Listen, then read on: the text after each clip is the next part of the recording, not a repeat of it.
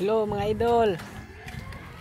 Ito naman po, mayroon na po magpatrabaho ng pressurize. Gamit lang po ng DIY. Ito yung tangke nila. Nakita mo itong mga tangke. Ang tubig nito galing po ito sa tabay. Tapos mahina kasi yung presyo ng tubig. Tapos yung ginawa natin na CR, lagyan natin ng shower. Pero hindi ito ka-sustain ng pressure. Kaya ang gagawin natin, gagawa tayo ng DIY na pressure. Abangan nyo. Dito, ipakita ko sa inyo saan natin ilalagay. Ayan, bababa muna tayo.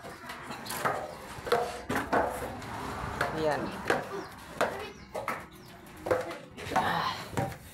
Dito yan mga idol. Dito natin ilalagay yung pressurized na DIY. Kita nyo ito, gripo ito. Gripo to sa loob. Ito naman sa inidoro. Inidoro to. Tapos ito naman din ay sa hilamusan. Dito natin ilalagay yung pressurized na DIY.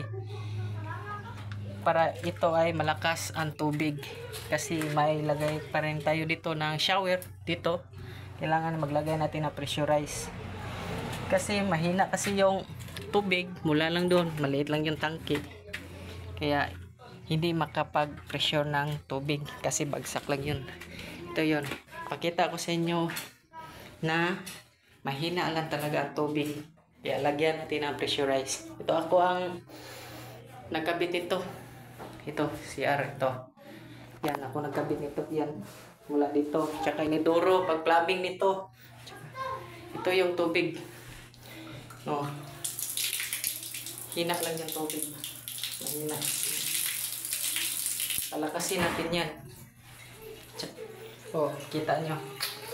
Yung tubig. Mahina lang yung tubig. Gagawa tayo ng DIY na pressurize. Punta tayo sa Wilcon.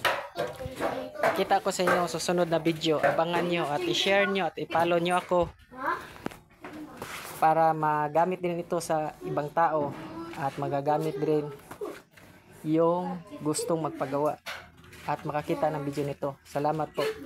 Thank you.